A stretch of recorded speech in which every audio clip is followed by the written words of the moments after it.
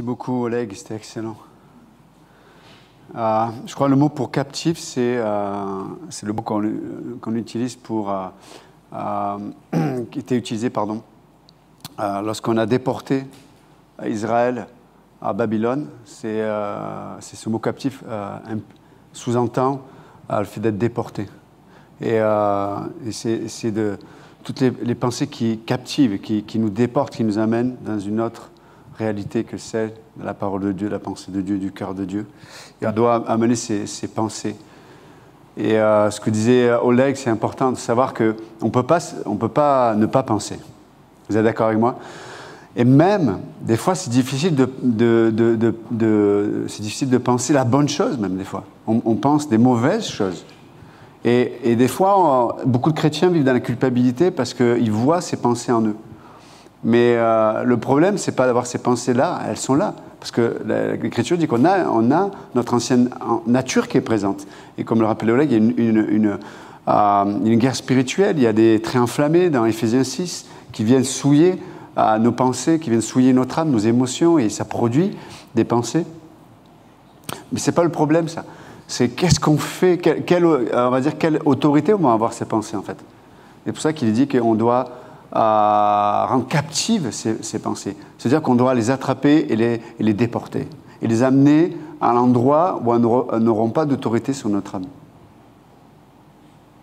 Et le moyen d'avoir autorité sur ces pensées, c'est de penser avec la parole de Dieu. De s'attacher à la parole de Dieu, de croire à ce que dit l'Écriture. C'est vraiment... Merci beaucoup, Oleg. Excellent. Et merci pour les chants, Lisa. Ok, on va continuer notre étude du livre de la Genèse. Et puis, on va voir un chapitre qui est extrêmement important. C'est le chapitre 22. C'est, on va dire, un des chapitres les plus importants de la Bible. Parce que c'est le seul endroit où à part avec, évidemment, les évangiles, qui nous parle de l'œuvre de Dieu en donnant son Fils. Mais c'est le seul endroit dans l'Écriture où Dieu va demander de sacrifier un être humain. Il n'y a pas d'autre endroit, à part le sacrifice de Jésus-Christ. Et on va s'expliquer un peu. On va d'abord lire le texte. Genèse, chapitre 22. Donc, si vous avez vos Bibles, si vous en avez une pour vous-même, c'est bien déjà. Si vous en avez plusieurs, parce qu'il y en a qui aiment les différentes traductions. Mais après ces choses, Dieu mit Abraham à l'épreuve et lui dit, Abraham. Et il répondit, me voici. Dieu dit, prends ton fils, ton unique, celui que tu aimes, Isaac. Va-t'en au pays de Morija, et là, offre-le en holocauste sur l'une des montagnes que je te dirai. Abraham se leva de bon matin, sella son âne et prit avec lui 2 serviteurs et son fils Isaac. Il fendit du bois pour l'holocauste et partit pour aller au lieu que Dieu lui avait dit. Le 3e jour, Abraham, levant les yeux, vit le lieu de loin. Et Abraham dit à ses serviteurs, « Restez ici avec l'âne, moi et le jeune homme, nous irons jusque-là pour adorer, et nous reviendrons auprès de vous. » Abraham prit le bois pour l'holocauste, le chargea sur son fils Isaac et porta dans sa main le feu et le couteau. Et ils marchèrent tous deux ensemble. Alors Isaac, parlant à Abraham, son père, dit « Mon père !» Et il répondit « Me voici, mon fils. » Isaac reprit « Voici le feu et le bois, mais où est l'agneau pour l'holocauste ?» Abraham répondit « Mon fils, Dieu se pourvoira lui-même de l'agneau pour l'holocauste. » Et ils marchèrent tous deux ensemble. Lorsqu'ils furent arrivés au lieu que Dieu lui avait dit, Abraham y éleva un autel et rangea le bois. Il lia son fils Isaac et le mit sur l'autel, par-dessus le bois. Puis Abraham étendit la main et prit le couteau pour égorger son fils. Alors l'ange de l'Éternel appela des cieux et dit « Abraham, Abraham !» Il répondit « Me voici. » L'ange dit « N'avance pas ta main sur l'enfant et ne lui fais rien, car je sais maintenant que tu crains Dieu et que tu ne m'as pas refusé ton fils, ton unique. » Abraham leva les yeux et vit derrière lui un bélier retenu dans un buisson par les cornes. Et Abraham alla prendre le bélier et l'offrit en holocauste à la place de son fils. Abraham donna à ce lieu le nom de Yahvé-Jiré. C'est pourquoi l'on dit aujourd'hui, à la montagne de l'Éternel, il sera pourvu. Père Céleste, prenne vraiment de parler à nos cœurs sur ce sujet. Ton beau nom, nous prions. Amen. Donc, ce chapitre est un chapitre important, comme je l'ai dit tout à l'heure, parce qu'en fait, c'est une image, une préfiguration de ce que le Père dans les cieux, le Père Céleste, allait accomplir en donnant son Fils unique. Et c'est intéressant que les mêmes termes sont utilisés pour Jésus et pour Isaac. Ton fils, ton unique, celui que tu aimes. Sous-entendu, Abraham ne pouvait pas se tromper. Il ne pouvait pas penser à Ishmaël. Non, ton fils unique. Ça ne veut pas dire qu'Abraham n'avait pas d'autres enfants. Et on va voir plus tard qu'il en aura d'autres avec des concubines. Il avait Ishmaël avant. Mais Dieu voulait spécifier, comme quand il est parlé du fils unique de Dieu dans le Nouveau Testament, ça sous-entend le fils qui est préféré, le fils qui est aimé. Le fils qui est particulier, parce qu'il a un but particulier. C'est important, juste, je vais faire un petit point contextuel avant de toucher le message en lui-même. L'Écriture nous dit dans le premier verset qu'après ces choses, vous vous souvenez ce qu'on avait la semaine dernière, quand Abraham va faire cette alliance avec Abimelech, et juste avant, il y a eu le sevrage d'Isaac, puis Dieu va demander à travers Sarah que Ishmaël s'en aille. Et Dieu va réitérer sa promesse envers Abraham en disant, voilà, c'est Isaac, c'est lui qui doit hériter. C'est lui, c'est à travers lui que les promesses que je t'ai faites vont s'accomplir. Et donc, laisse aller Ishmaël plus loin. Et donc, après ces choses-là, Dieu s'adresse à Abraham, et là, il lui dit, et Dieu est clair, il lui dit, prends ton fils, ton unique, celui que tu aimes, et sacrifie-le en holocauste. Il faut savoir que à cette époque-là, en Canaan, les peuplades qui habitaient Canaan, parce qu'il n'y avait pas une unité, on va dire, à cette époque-là, dans cette région, il y avait toutes les tribus qui s'éparpillaient sous Canaan étaient des tribus idolâtres. Ils avaient tous des idoles qu'ils adoraient, des idoles qui déifiaient. Et il était très courant à cette époque-là, dans cette région, il était très courant que à des moments particuliers, à des saisons particulières, pour des besoins particuliers, on voulait implorer la puissance de ces idoles, ces dieux, et on offrait l'enfant premier-né, en général un bébé, pour attirer la bienveillance de ces idoles. Et en général, les idoles étaient faites dans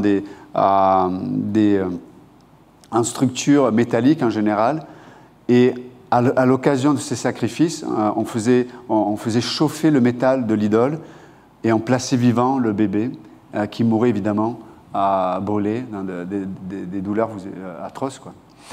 Et en général, les musiciens jouaient très très fort pendant ce moment-là pour pas que les parents entendent le cri de leurs enfants. Et alors, quand on parle de ces idoles, qui sont évidemment des représentations de démons, malheureusement, on peut s'attendre à ce genre de barbarie. Mais là, Dieu, le Dieu créateur, le Dieu aimant, le Dieu miséricordieux, le Dieu sauveur, le Dieu qui appelle un homme pour sauver tous les êtres hommes. Et Dieu fait des promesses à Abraham pour la future nation d'Israël. Mais Dieu a élu la nation d'Israël pour être la lumière de toutes les nations, pour que les nations puissent se tourner vers Dieu. Ce Dieu-là demande à Abraham de sacrifier son fils unique, son unique. Et c'est intéressant de voir la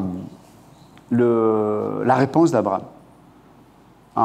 D'une aucune façon, on ne voit Abraham discuter ou penser. Sûrement que quand Dieu l'a appelé, c'était sûrement la nuit, parce qu'au lever du matin, Abraham prépare tout. Il ne dit rien à personne, il prépare tout. Il prend des serviteurs, prend son fils Isaac. À cette période-là, Isaac devait avoir entre 20 et 25 ans, donc c'était déjà un homme. Abraham était âgé, et donc ils partent, et Et vous imaginez, le voyage dure 3 jours. Abraham est le seul à être au courant, personne n'est au courant. Mais c'est intéressant, c'est pour ça que je voulais lire tout le texte, c'est qu'on on comprend à travers la réflexion et la confession d'Abraham, qu'Abraham, en fait, tout ce temps, a pensé avec des pensées de foi. Parce qu'il dit, même à ses serviteurs, attendez-nous là, moi et le jeune homme, nous allons revenir. Il était persuadé que Dieu allait faire quelque chose. Il ne savait pas quoi, mais il était persuadé que Dieu allait faire quelque chose. Il savait que Dieu avait fait une promesse à travers Isaac.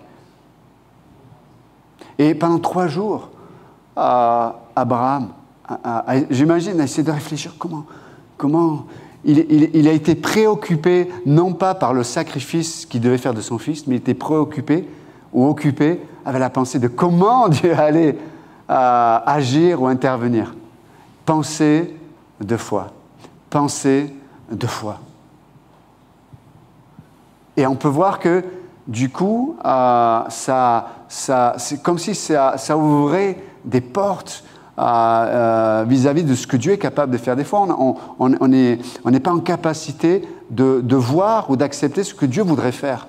Parce qu'au lieu d'avoir des pensées de foi, nous avons des pensées qui nous préoccupent sur le sacrifice lui-même.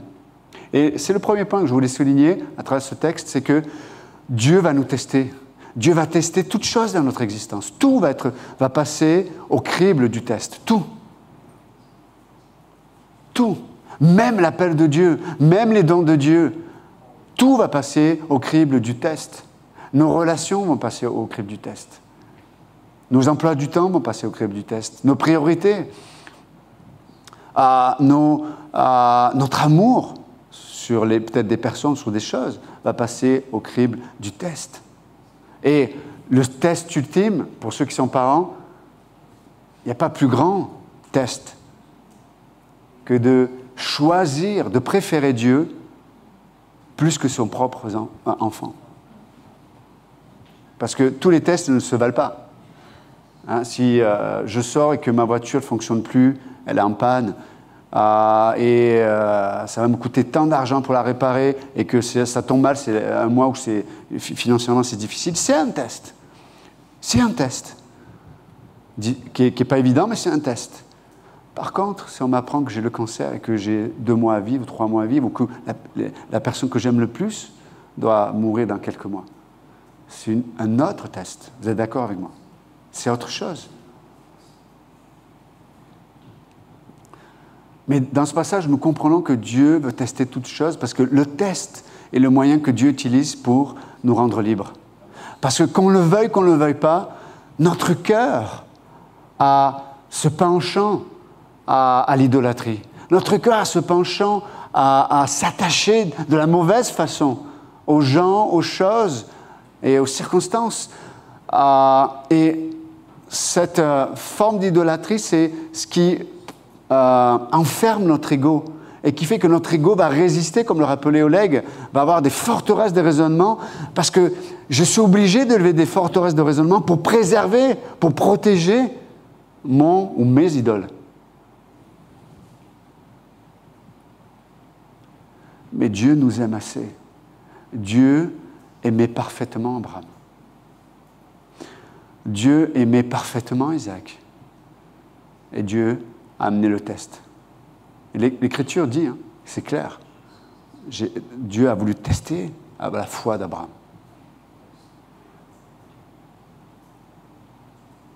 On n'imagine pas à quel point il y a beaucoup de choses dans notre existence qui ont la première place avant Dieu, dans tellement de choses, dans de domaines. Et on ne s'en rend pas compte. Le test révèle, on va dire, la nature de nos convictions. Le test révèle la nature de notre conviction. Est-ce que mes convictions sont de paille? Est-ce qu'elles sont de chaume? Ou est-ce qu'elles sont solides? Un métal qui va passer le test du feu? Je ne sais pas. Honnêtement, je ne sais pas. Il y a des domaines de ma vie, j'ai des convictions. Mais je ne sais pas quelle est la qualité de ma conviction. Je ne sais pas qu'est-ce qui est la fondation de ma conviction. avant qu'elle soit testée, cette conviction. Et vous savez quoi? Peu importe, peu importe l'issue ou la finalité du test. In fine, Dieu a une provision, qu'on échoue ou qu'on réussisse. Dieu a une provision, qu'on échoue ou qu'on réussisse. Si j'échoue, ben Dieu me révèle mon besoin de m'attacher à lui, mon besoin d'être libéré. Vous comprenez? Mon besoin. Dieu va révéler mon besoin à travers l'échec. Et si je réussis, ça m'encourage à savoir que ce que je crois, ce que j'ai saisi par la foi de ce que Dieu me disait, a une telle valeur qu'elle est capable de passer le test du feu. Et ça nous donne, ça nous renforce de savoir que ce que Dieu dit, sa parole qui prend place dans mon cœur, dans mes pensées, elle a une substance incroyable pour passer le test. Et même, à travers le test, elle se bonifie. Je veux dire, elle est purifiée. Ma foi, votre foi. Donc Dieu va tester toutes choses. Dieu va tester toutes choses.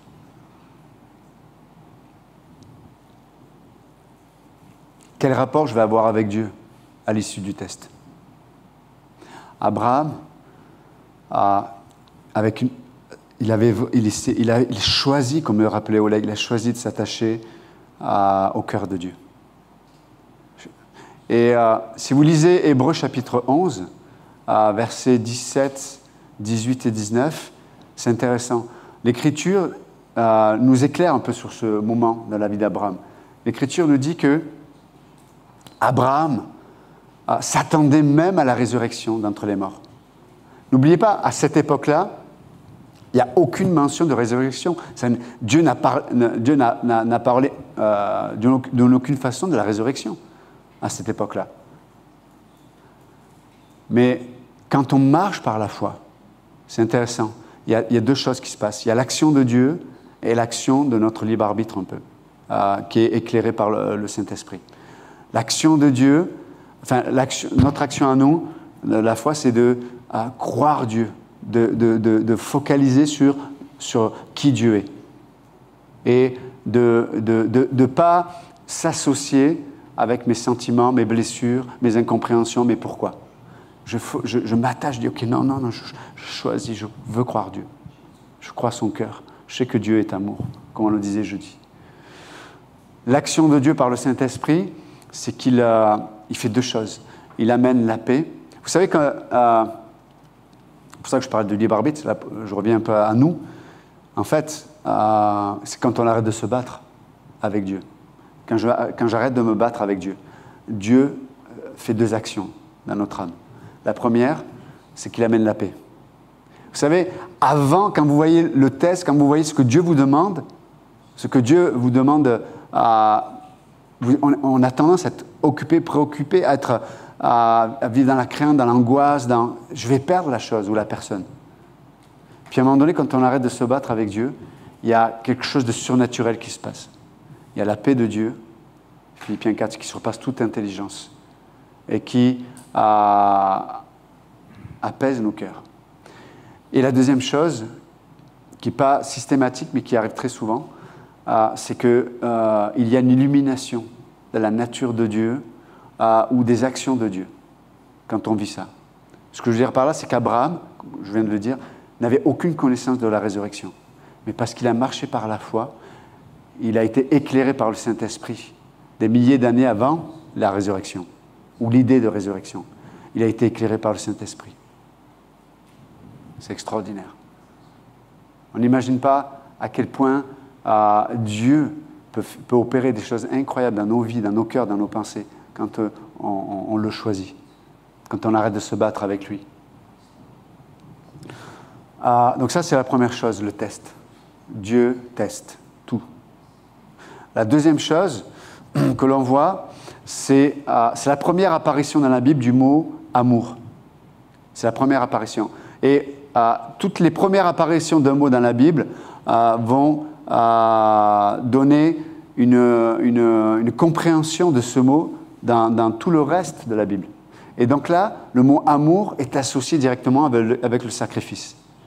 L'amour de Dieu est associé directement avec la réalité du sacrifice. Et ça, c'est le deuxième point. Donc, premier point, c'est le test. Deuxièmement, c'est l'amour. Et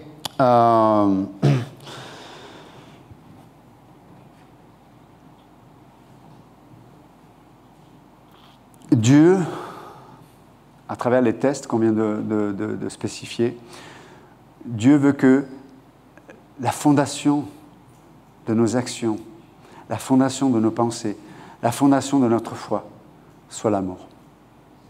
Soit l'amour. Mais l'amour ne peut pas être la fondation de tout ce que je viens de dire s'il n'y a pas de sacrifice. Si à un moment donné, je ne choisis pas de laisser Dieu me libérer de mon ego, d'accepter, libérer de mon propre ego. Pour le dire autrement, on parle de la croix. Là. L'amour, c'est la croix. Comment on sait que Dieu nous a tant aimés? Il s'est offert.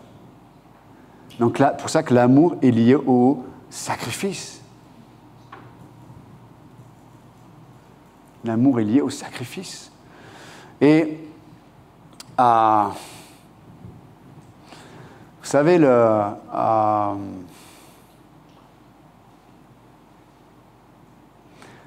lorsque l'amour l'amour de Dieu devient notre motivation, notre fondement, c'est incroyable de voir qu'on va expérimenter les vertus de Dieu. Dans Corinthiens 13, vous vous souvenez de ce passage où il est décrit qu'est-ce que c'est l'amour.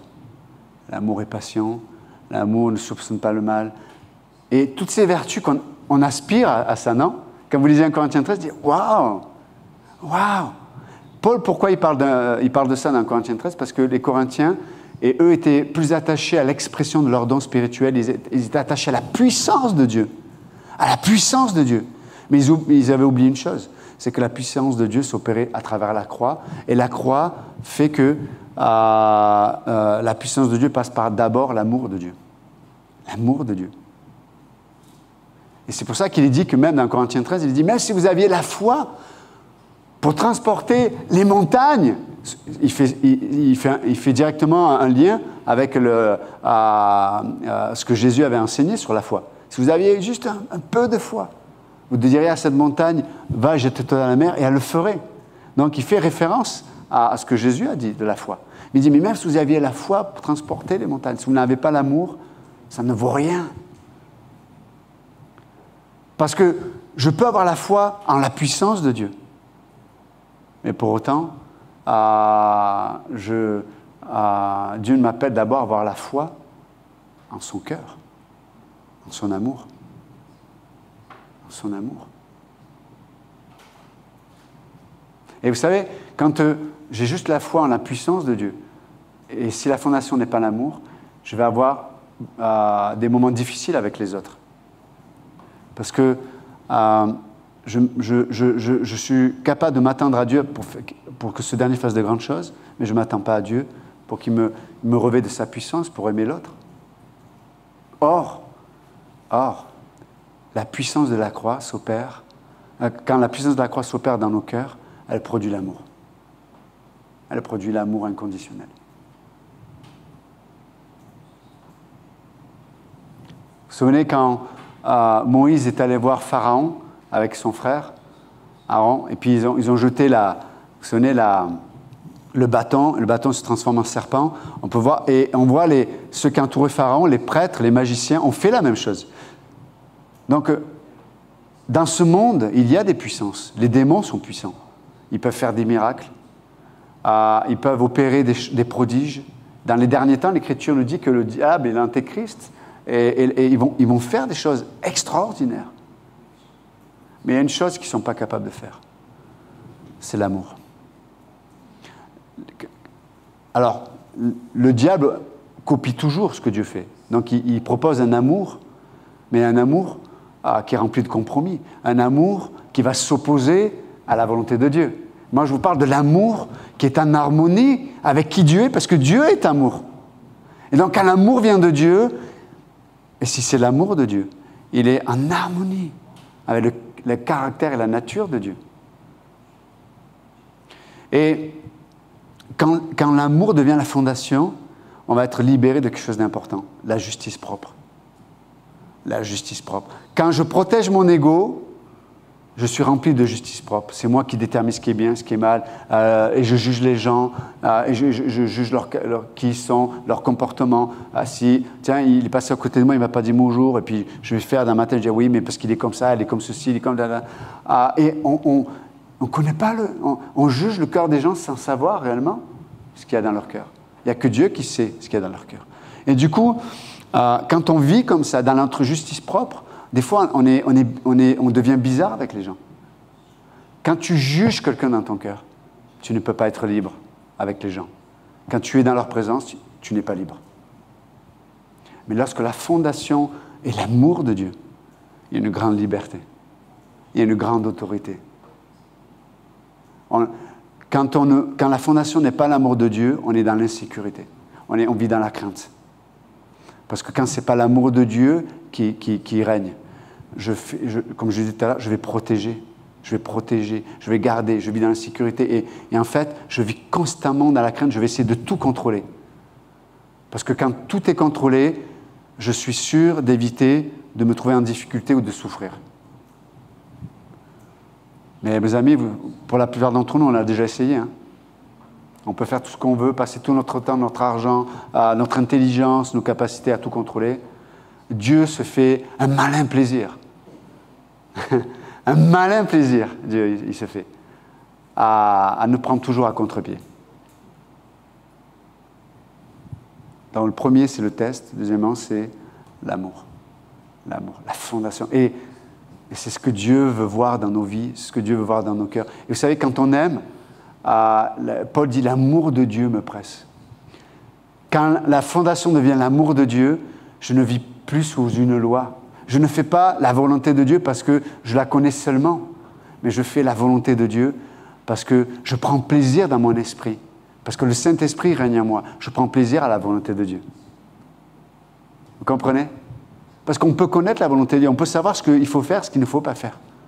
Mais s'il n'y a pas l'amour comme motivation, je vais rentrer dans un système de légalisme, même avec la volonté de Dieu. C'est pour ça que la plus grande des choses, la foi, l'espérance et l'amour, la plus grande, c'est l'amour. C'est l'amour. Et pour finir sur ce point, vous savez à quel point ce fameux passage, vous vous souvenez, le prophète dit au roi, s'appelle Ésaü. Ésaü? Non.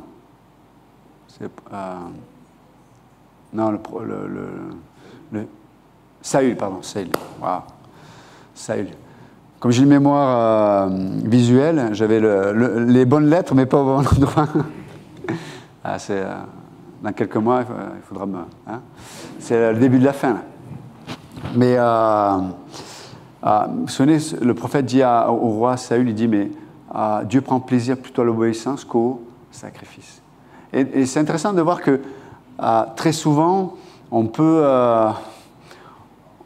mettre devant nos yeux, c'est pour ça que je parlais de justice propre, on peut mettre devant nos yeux notre propre justice, les sacrifices qu'on offre à Dieu. Peut-être, voilà, dans tel domaine je suis engagé, dans tel domaine j'obéis, dans tel domaine, voilà, je suis un tel, je suis carré, dans tel domaine, moi je vais évangéliser, j'écoute la parole de Dieu, Et en fait, on étale les choses comme ça, et peut-être que Dieu dit, oui, mais est-ce que tu aimes lui là? Est-ce que tu aimes elle? Non mais regarde, je suis allé évangéliser, regarde, j'ai étudié la Bible, j'ai lu ce livre, oh, regarde, j'ai levé les mains vers toi, j'ai senti quelque chose. Je dis, non, tu n'as pas compris ma question. Elle, est-ce que tu l'aimes? Lui, parce que je prends plaisir à l'obéissance plutôt qu'au sacrifice. Vous savez, si vous vous souvenez de votre histoire biblique, Jacob, il fait quoi? Lui, pareil, pour se protéger, pour pas être exposé à traiter ce que Dieu voulait traiter dans son cœur. Lui, il n'hésite pas à passer des choses en sacrifice. Il va passer un sacrifice à richesse, à ses serviteurs. Vous savez, quand il doit rencontrer son frère, hein, il fait « oui, passez devant, passez devant. Peut-être ça va calmer mon frère. » Même il va faire passer sa femme, ses enfants. « J'offre des sacrifices, mon frère, tu veux... » Mais en fait, ce que Dieu voulait traiter était caché par toutes ces choses-là. Et en fait, toutes ces choses... Et je suis sûr, on connaît Jacob, il aimait sa famille, ses enfants, etc. Mais on n'imagine pas à quel point on aime plus notre ego que même les gens ou les choses qu'on aime. Mais Dieu vient chercher ça. Et donc, il a offert des sacrifices, mais Dieu préfère l'obéissance. Et Dieu va le chercher. Vous vous souvenez, il va se battre avec Dieu. Et Dieu va se battre avec lui. Et Dieu va gagner.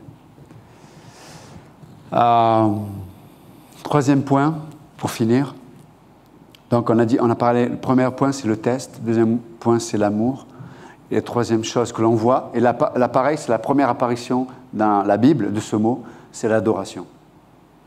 On va adorer sur ce mont Morija. Vous savez, le mont Morija, on pense que c'est l'endroit où le temple va être bâti. Morija, ça signifie apparition de l'Éternel, là où Dieu apparaît. Et c'est à ce même endroit où Abraham va sacrifier son fils. Enfin, Dieu va l'empêcher de sacrifier son fils. Mais, donc, troisième point, c'est l'adoration. Premier point, test, amour, adoration. Et sur ce troisième point, le test vient tester ce qu'on a.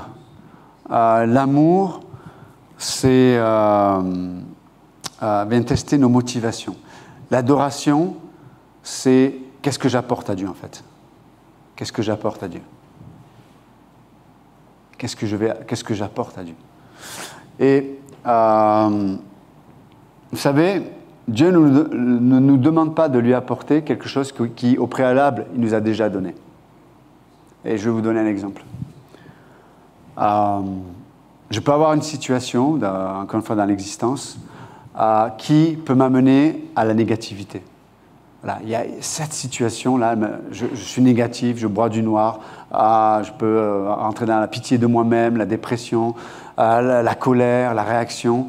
Et ça, c'est mon expression naturelle face à cette situation. Mais face à cette même situation, je peux être un adorateur. C'est-à-dire, je peux offrir à Dieu ce qu'il m'a déjà donné. Et ce que Dieu m'a déjà donné, c'est le Saint-Esprit. Et ce que Dieu m'a déjà donné, c'est les vertus qui se trouvent par le Saint-Esprit. Et au lieu d'être négatif, au lieu de vivre dans la pitié de soi, au lieu d'être dans la réaction, dans la situation, je peux redonner à Dieu ce qu'il m'a donné. Et ce que je peux redonner à Dieu, c'est peut-être la joie dans la situation. Ça, c'est de l'adoration. Je peux donner à Dieu la maîtrise de soi. Ça, c'est de l'adoration. Pourquoi? Parce que ce n'est pas quelque chose que j'amène, je n'apporte pas quelque chose à Dieu que je produis moi-même. Je rends à Dieu ce qu'il m'a donné par le Saint-Esprit. C'est ce genre d'adoration que Dieu, en laquelle Dieu prend plaisir. Qu'est-ce que j'offre à Dieu? Qu'est-ce que j'offre à Dieu? Vous savez, souvent on a la pensée que l'adoration, c'est juste, voilà, il y a la musique, il y a la louange, il y a de beaux... Non, l'adoration, c'est de donner à Dieu ce qu'il nous a déjà au préalable donné. Donc si tu manques d'amour, sache que si tu as reçu le Saint-Esprit, offre à Dieu l'amour qui lui est dû. Et peut-être que la personne devrait avoir de ta part. Mais c'est l'adoration qui produit ça. À travers le test, à travers l'amour, et ça produit l'adoration. Et comment Abraham a adoré? Il va pour sacrifier son fils, Dieu lui dit Abraham, Abraham. Là, pareil, c'est la première mention dans la Bible de cette, vous savez, de cette expression, quand Dieu vous souligne quelque chose d'important, où il dit 2 fois la même chose. Jésus va dire en vérité, où il va appeler Samuel, Samuel. Mais là, la première expression dans la Bible se trouve là. Abraham, Abraham, pour dire, voilà, c'est stop. Voici le bélier. Et ce qui est intéressant avec l'adoration, ça parle encore de la croix. Ça nous parle de la provision de Dieu. Vous savez, la croix, ce qui est magnifique, c'est que c'est une provision qui est disponible immédiatement. Dieu dit Abraham, Abraham, et il se retourne et il voit le bélier.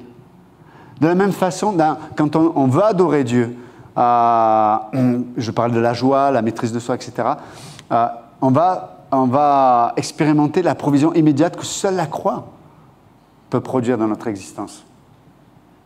Je reviens à mon histoire de voiture. Voilà, c'est compliqué, j'ai des problèmes de finances, c'est pas le bon moment, c'est jamais le bon moment. Mais je peux me saisir de la provision de Dieu en adoration dans mon cœur, parce que je suis un adorateur en esprit, en vérité. Et je vais rendre à Dieu ce qu'il m'a donné. Et bien sûr, des fois, on peut réagir. Je ne suis pas en train de dire on n'est pas des robots. Hein. Moi, le premier, peut-être, je sortirai et je... Bon, je ne ferai pas ça devant vous. Mais intérieurement, c'est... Est-ce qu'il n'y a pas quelqu'un que je pourrais étrangler? Seigneur, j'ai 5 minutes juste pour... Ça ferait du bien, quand même. Il n'y a que moi qui est comme ça? Ah, ok. Vous me rassurez.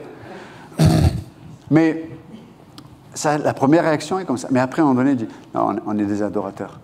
Tu sais, cette discipline intérieure de dire non, non, je ne veux pas vivre comme ça. Je ne veux pas me calquer cette identité.